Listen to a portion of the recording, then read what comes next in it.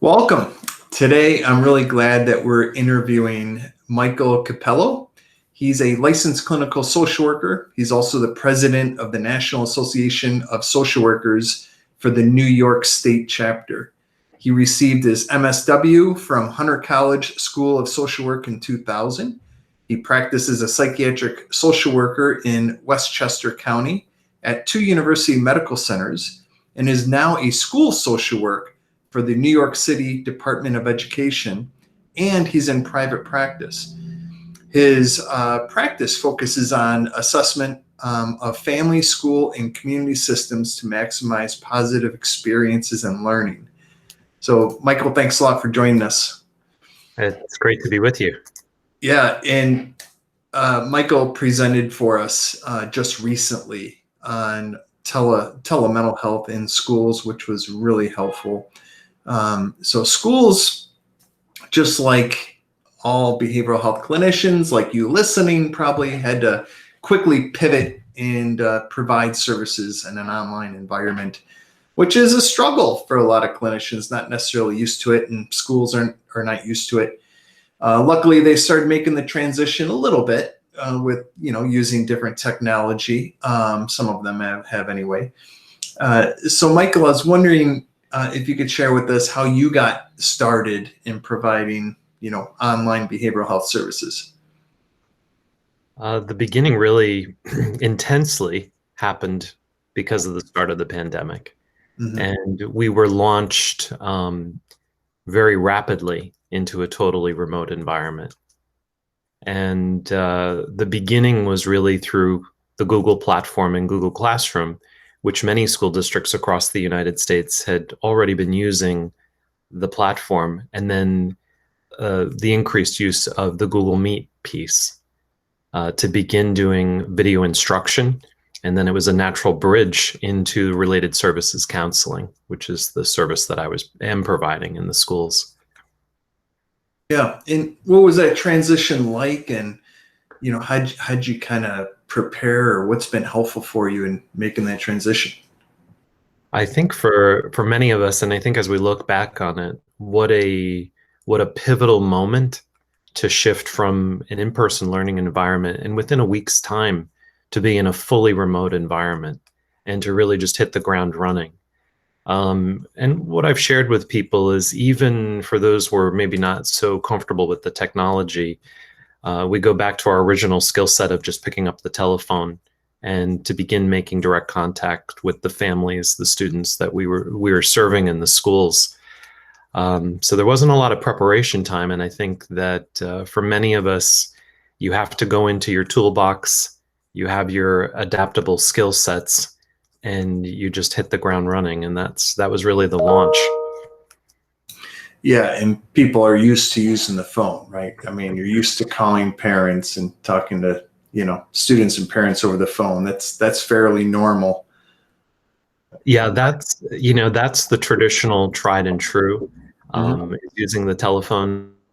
It's been interesting, even with adults who have become more adept at text messaging, because you can do voice text, you can do text without having to have this ongoing dialogue. So I think for much of this time, it has been an assessment of what platform and what is the best mode of communication for that particular student or that particular family, and how they communicate even in their own lives, whether it be by speaking directly on the phone or within text messaging.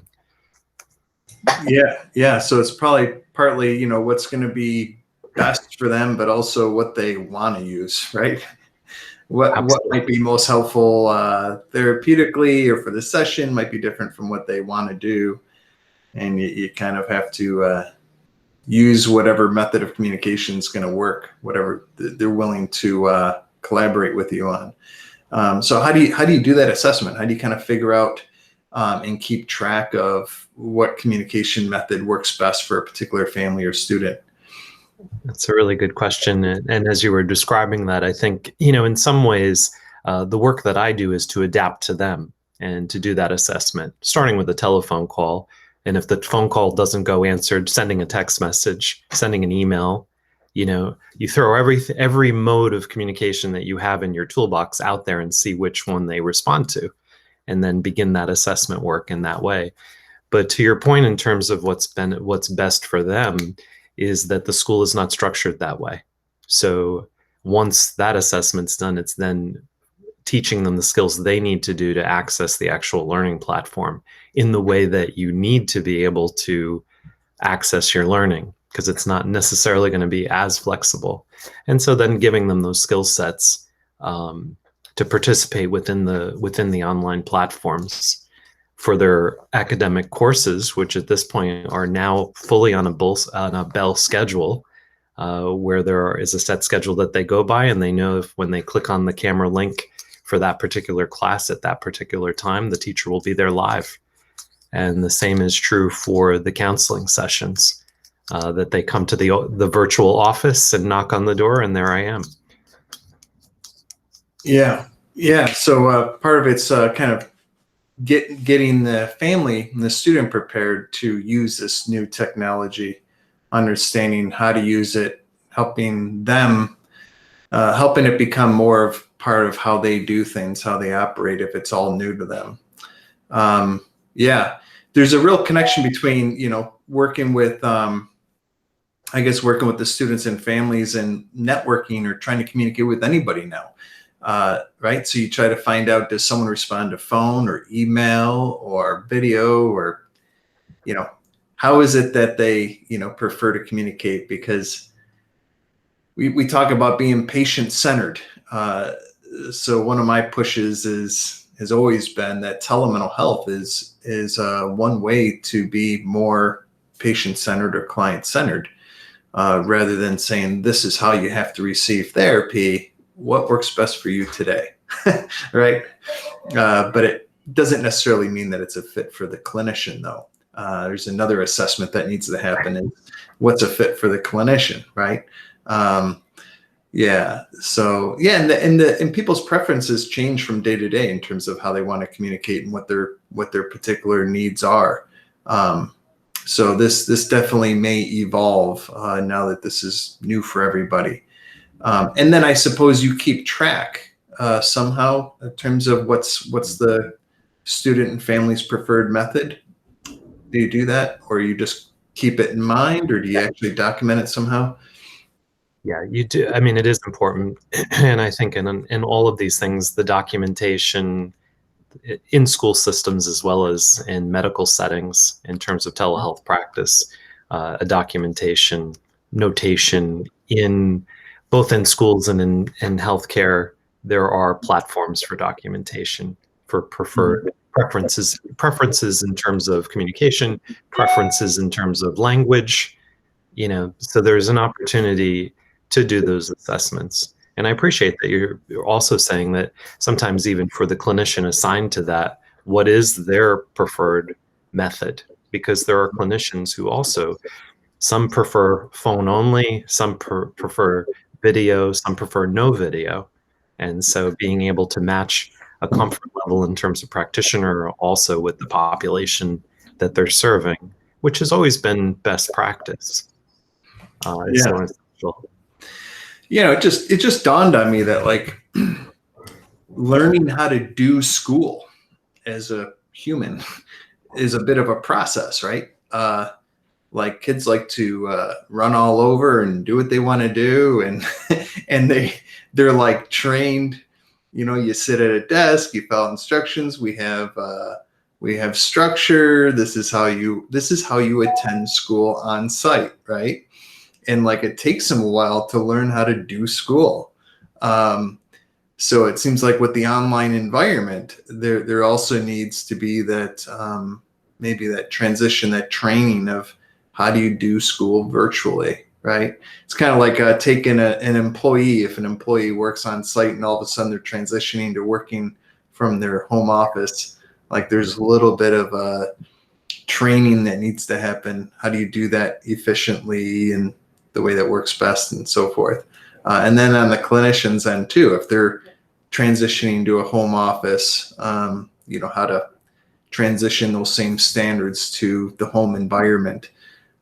So yeah, it's quite a transition. I know some people are thinking, hey, we have COVID-19 and it's going to come and go. And another thing that's been on my mind for years is there's always people that need services provided remotely, whether there's COVID or not, right? There's always illnesses in transportation and all sorts of barriers to getting whatever services it is on site. So yeah, I think developing these strengths as systems is probably really helpful. You've probably seen your school system come quite a way in terms of making that transition and getting more comfortable with it, or how's that been? It's been amazing, to be honest. I was in a meeting with one of our administrators, and looking back in a year's time, it was clear that we have made, and I'm not understating this, we've made advancements, we've made years of advancements in months, because we had to. And the resources, we were very fortunate that the district leadership provided the resources to make it happen. We had to. We had to provide the technology. We had to provide the training in order to make this remote environment work. And I think, as you were pointing out, we have had some successes that we did not expect. We had some students and families that are more engaged in this platform than would have been possible in the building. We have a number within the city school system. We have a number of students in transitional housing who can take their device with them to whichever housing location they may be moved to and maintain contact with their home school. We have students who, have medical and psychiatric hospitalizations that previously a tutor would go in. They can now turn their tablet on and log into their home school. And it's been exciting as a practitioner in a school that families, and I wanted to go back to this point about the telehealth piece of it, families can now take their device with them to the doctor's office. So I've had the ability to meet with the family's personal psychiatrist or neurologist or psychiatric social worker, any provider that they have, and they can bring me with them to the appointments. I think one of the challenges for us all to consider is, how do we do that within compliance in terms of ethics and in terms of the HIPAA laws? And I think that the administrators and lawyers are still working out those pieces of it, because many clinicians they're not sure if that falls within their purview. And I think there needs to be more clarity in that particular area. Yeah. Yeah, definitely something in development. So it sounds like providing telehealth has provided you more access to a lot of students, like in terms of engagement and so forth.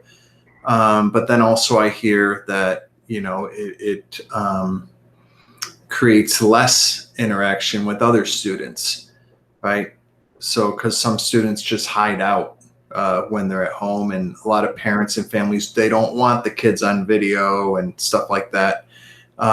So it's kind of a mixed bag. Some it's increasing interaction, some it's decreasing, and then I guess you have to be creative with that in terms of what you do with that. So how is that managed? Is there like a tracking system with that, like when you've kind of made contact and connected with students, or those that you haven't connected with, being somehow being aware that you haven't connected with students in quite a while, and so forth? What does that look like? Yeah, I'm glad you asked that. And as you introduced me, my background is, I was trained professionally as a social worker, and I practiced both in psychiatric setting and school settings. But at the core of our profession is what's referred to as the biopsychosocial assessment. And so in our clinical practice in schools and in hospitals primarily, is to do the assessment of the individual and the family in the context of their social environment.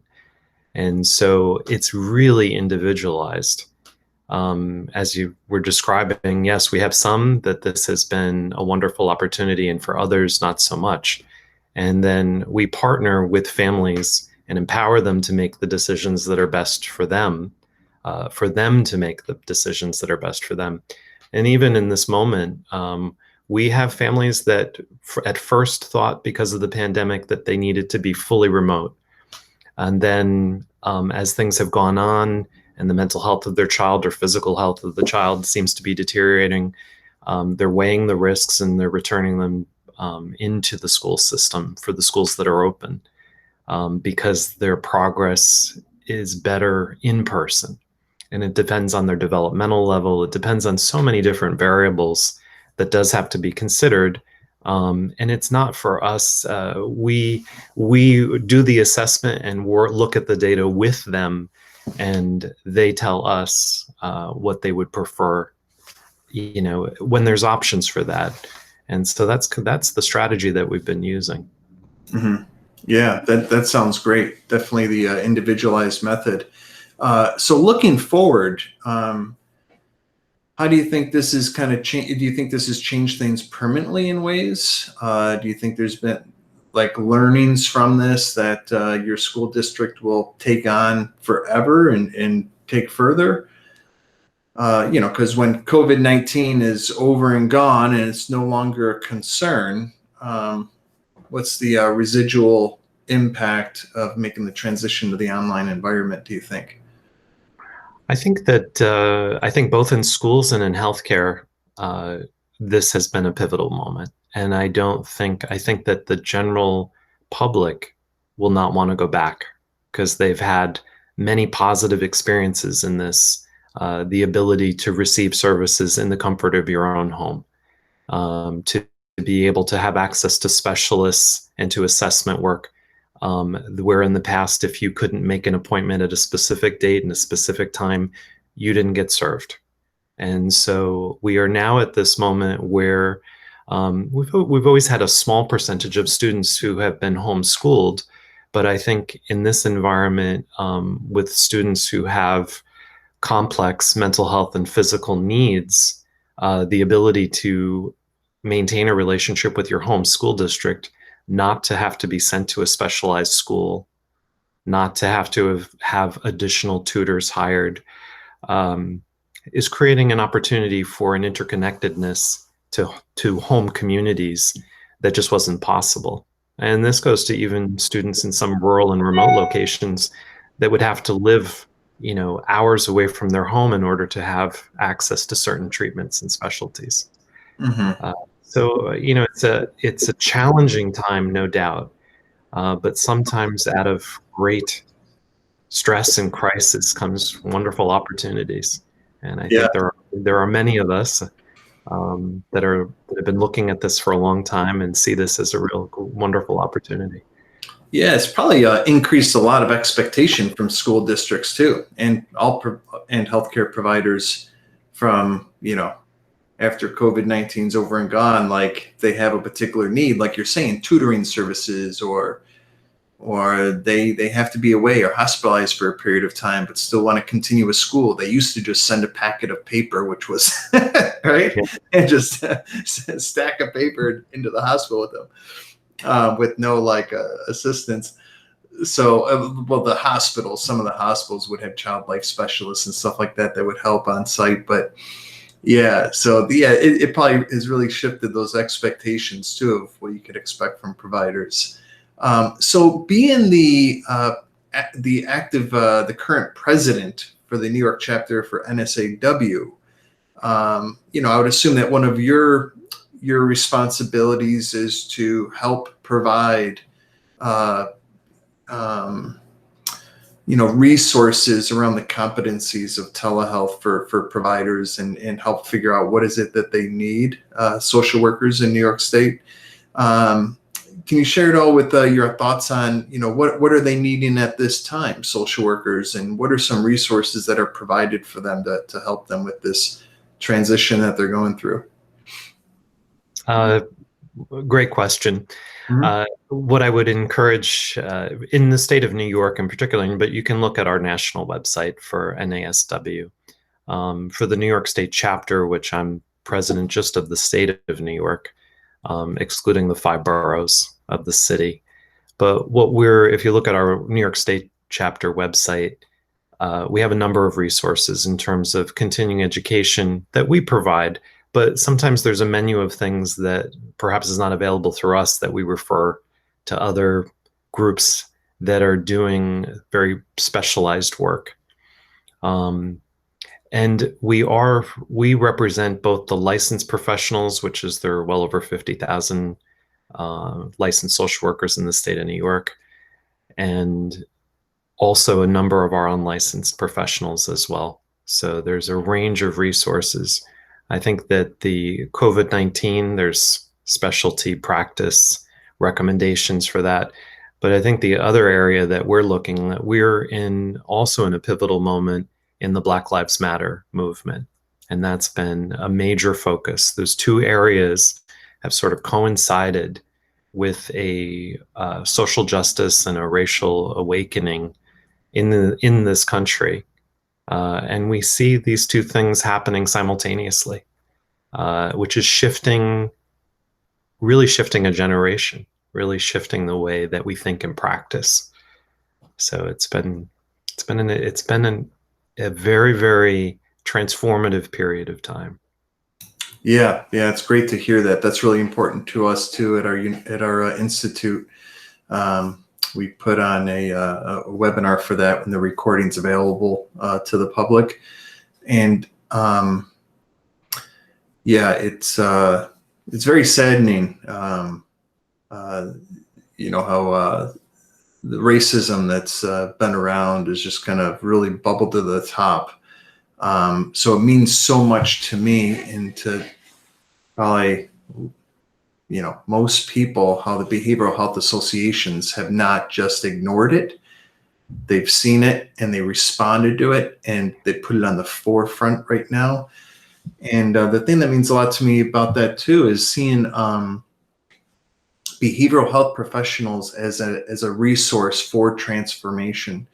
So we're supposed to bring, as behavioral health professionals, we're supposed to help bring transformation and healing and restoration around relationships and emotions and thought and well-being as a society. So taking that on as a profession as a whole, to be that for our society, I think is so important, especially when you hear things saying, "Oh no, there's no problem here," and that's we really need professional associations to say, yes, there is a problem, and this is top of mind and top of effort. So can you speak just for a minute about what NASW is doing in that regard to help with that? I'll give a couple of examples. And I think the thing about social work practice is that we practice on micro, meso, and macro ways. And so it's, on a direct practice level, we do work with individuals. We provide psychotherapy services. We're the largest provider of mental health services in the United States. We just make up the largest in terms of professional numbers of licensed mental health providers. And so there is some individual experiences that happen, but rooted in our practice, as I described, was a biopsychosocial. So looking at individual mental health within the context of society, within the context of family. And so I think for a number of us, and particularly within NASW, is we practice knowing that there are forces and policies that are directly impacting the individual lives of people we're serving, individuals and their families. And that in addition to providing a psychotherapy service, we're engaged in policy work. We're involved in systemic racism, undoing policies that are directly impacting the mental health. So I can't provide psychotherapy. You can't just expect somebody to learn coping skills or take medication to alleviate their suffering without being involved in the systemic reasons for their distress. And that's what makes our practice a little different from other areas of mental health, is really doing that. And so again, if you look at the way that we're engaged in terms of social justice, in terms of the policies that were policies, legislative work, the politicians that we're working with, who are looking at the systemic causes and doing a multi-prong approach to this work. Yeah. So where to get your information from? If you're looking at infectious disease, you got the CDC, right? Right. World Health Organization.